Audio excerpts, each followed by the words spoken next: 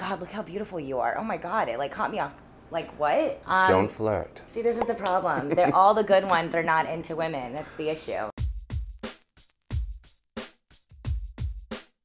Hey guys! So today's video is very exciting because I have the star of all star makeup artists with me here. Hello. Kristofer Buckle, he's back. I'm so excited. It's like we're celebrating our 1-year anniversary. It was literally this time last year that we were doing a video together. Yes, we did a Coachella video. But today, it only made sense to bring Kristofer back to teach you guys something that you've been asking forever. You put the what in what? I put the cont in contour. 100%. Whenever you see Mariah Carey, Christina Aguilera, J-Lo, Cher, Madonna, I can name drop and it would just keep going. He has done looks on them that have made people question if they've gotten surgery, but that's just how good you are at contouring. Contouring, I feel like, stresses people out a little bit, and so I just want you to be able to kind of break it down and demystify it. Everyone can do it because all you have to do is push and smear. And if you push and smear in the right place with the right thing, you can do it.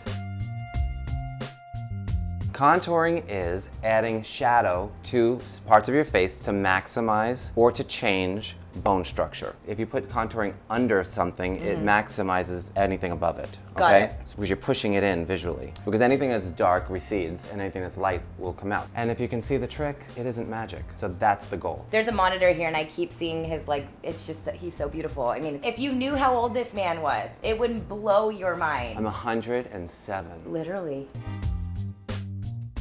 Both work, but I do think that cream contour can be a little bit more tricky for people. I think more people have the ability to create a more blended look with a powder. For me, when I started contouring, I used a bronzer. Like, That's okay. Okay. It's shimmer though, that's bad, right? That's bad. Yeah. Because you want it to absorb light. So if it's matte, it absorbs light. Anything that reflects light is going to actually ruin your illusion. I have a pet peeve about when people take a shimmery eyeshadow and use it from brow to lash as their base color. Anything that you do is never going to look right. Like, you can never manipulate the eye shape after you've made everything shiny. So I would never do that. you want to be specific with everything that you do. So you want to put the shine exactly where you want it to reflect light, not just everywhere. Basically, it's color theory. If you look at any object in your room that you're in right now, look at the shadow that it creates. If you really just look at that shadow, you'll notice that it is a drab color. There are no warm shadows. They are always cool tones. But then I also use warm colors to buffer it into the complexion. I like it to be dark, and then you can always use less of it. Okay. You know, until it's on your face, you don't know. I mean, I'm an expert, but hell, you haven't gotta see actually it done on the this on skin. me, so. Right. When it comes to cheekbone, it's a good idea to have an idea of where you want it to be or where it should be in nature. From the top of the ear to the outer corner of the mouth, that's a great map. You know what I'm saying? So, and then I don't like to suck in the cheeks. Oh, yeah. I like to just go, just say ooh. Ooh. That just gives you enough of evidence of the musculature and the bone structure. So a little ooh is enough. And I'm just gonna go right in here. I want to be sculpted like the gods. She wants to be carved up like a pumpkin. Yes, I do. Halloween night. I sure do. Okay. It's just a fun thing to do some nights out where you're like, God, it feels really cool to be able to have this like button nose. Like, it's not, I don't think there's anything wrong with that. It's fun. Makeup should be fun. Yeah. And it's a tool of expression. It's not to be judged. You see our taupe is just working that bone.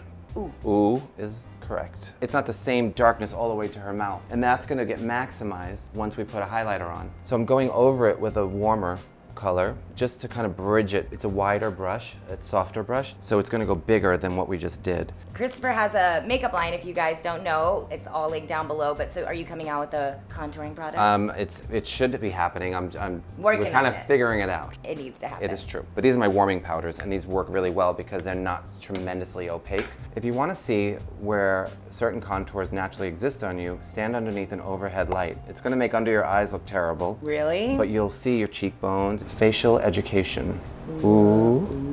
And now I'm going to take the other brush. This is the kind of brush that he used, that it's like angled and it like... And it's very soft. Very soft, okay. When you use stiff brushes, you're gonna have to really work hard at blending everything. That's why liner brushes should be stiffer. You're creating a very defined shape. It's hard to see in here. I know. I'm working on it. They know I'm working on it. It's always, whenever you do anything on camera, it's always hard to see because the way we work as makeup artists is we have a mirror in front of us. Like where you are would be a mirror with lights. The reason why you might contour your forehead is because you might have a wide forehead. Some people have a tall forehead. You don't. I know that you thread this. I do. Because you've talked about it. Yeah. But and they're popping through. I hate that. Would you contour up here too? No, because you like to, you're elongating your face. Right. To add a little bit more balance. You took care of it. You're basically highlighting your forehead by removing the extra hair. If you have a very high forehead, you could contour the top of your forehead like this. Okay. Using a bronzer, a matte bronzer or a taupe shade, depending on your skin tone. I think that a little bit right here is good on you, so it kind of just creates a uniform look. I was gonna say, how do you feel about the 3 rule that people say? This thing? Yeah. No. I knew he was gonna hate that. That's very Cirque du Soleil. Yeah. And, I mean, there's no cookie cutter approach to a face because every single one of us has our own beautiful face. Yeah. Give me a chiseled jaw, now, please. I want to look like yours. Does my jaw look chiseled? Sometimes I feel like I look like a Muppet from the side. You're crazy. Like when you do your jawline, that's creating a shadow in here that makes this recede upward and it makes your jawline look sharper. You go underneath the jaw, and sometimes when people have a little extra weight on them, this can scoot down and you would cut directly across it and then you'll be reducing it. Whoa. And then I go like this behind the ear, and then you have to kind of come down the front of the neck. Now I'm gonna go in with a warmer color. I never do the back of the ear. Well, that's important because you can't just chisel here and then have it, then it's gonna look wide here. You wanna pinch this in too. So it's not under here, it's like on the actual jawline. it goes right up to the edge. You wanna get rid of any extra anything. Some people have a long nose and it comes down to like here.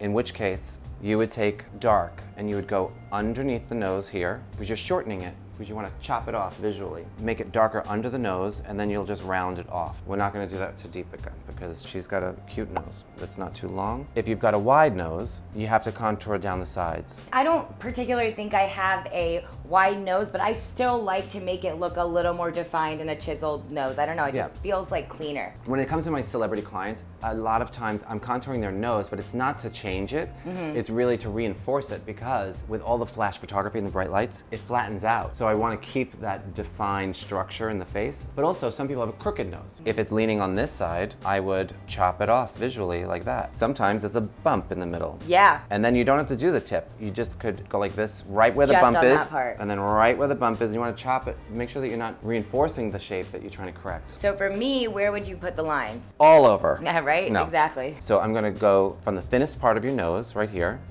and then I'm gonna draw a line straight down. And I'm using the taupe, and I'm not using a lot. I'm using a brush that's a little, like medium stiffness. I'm not down here. That's my biggest mistake. That will make you look like the Scarecrow from The Wizard of Oz. Yeah. It's gonna give you a triangle nose. So don't do a triangle, like go straight down. Okay. Okay? You guys see, it wasn't like on the side of the nose. It was like literally almost right down the middle part of it. This part right here is the narrowest part of your nose. So don't make it more narrow than that because then you could look like a contestant on RuPaul's Drag Race. Now we're gonna go under the tip a little bit, just a little. Just round it off. That helps bring everything together so it doesn't look spookable.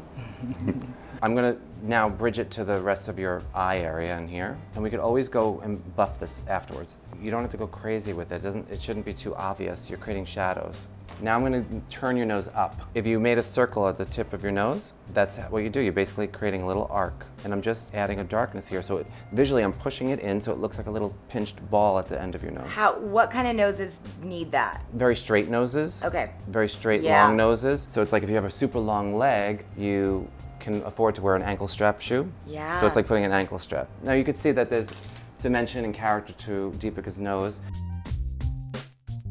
I love your highlighter. Thank you. This is my light enhancing duo. The tip of the nose, you've seen this, but if you put it just at the top of the nose like that, it reflects light and it magnifies what we just did. But we don't want to go over that little bit that we created to make that illusion of that button nose. So we're going to go above it and not highlight on top of it, and we're going to go like that. Now you don't go over your contour, you want to stay high on the cheek because that's going to maximize that cheek even more by reflecting light. Now I do want to highlight your front of your chin too because you don't have a particularly prominent chin. By highlighting your chin, it's going to pull it forward. Wow, cool. Is it okay? Enhance that butt chin. Do you not like it? Oh, I like it. It doesn't bother me at all. I like when it's not too far off of the lip. Something that people do not do, which is a big mistake, I think, is they don't use blush. Yes, I completely agree. And if you don't use blush, you know what I say. What? You look like a thumb. Yeah? Yeah, the makeup overcorrects, but now we've got to add blood back into it and naturalize it so that you look like a living, breathing person. Okay. The hard part is I feel like it's really tough for someone with my skin tone to find one that works well. Like, do you have tips on finding the right blush? If your blush is supposed to be simulating blood through your skin, look at where the blood is showing through your skin. Where? That color right there is a beautiful, perfect color blush for you. Really? Because that's the color of your blood through your complexion. So I think that that's a great way to do it. Wow. And my blushes are actually done precisely for that reason. Oh wow, this is beautiful. What color is this? This one is Forever. Okay. So I keep it high on the cheek. I like to get rid of that pale concealer, so I cut across that part of the eye. It also helps neutralize any ashiness that could still be left over, some blueness. And then I do the nose, because I think that adding a little bit of color right back into the bridge of the nose ties it all together. This is so good. Okay, so now we're just gonna finish off the face, but we did it. All right, what you guys just missed was this perfection being created by this man, and it's kind of insane. It looks so good, you guys. Thank you for all your tips. I feel like I'm so educated, right? Like I learned so much about contouring, even highlighting and blush. I think me and Kristofer need to do more videos together. If you agree, let us know down below. And you have to follow him and look at all of his products and everything. All the info is down below. And I'm gonna go do something because I look too good to not, right? I think you better go out right now. Bye guys, I'm gonna go.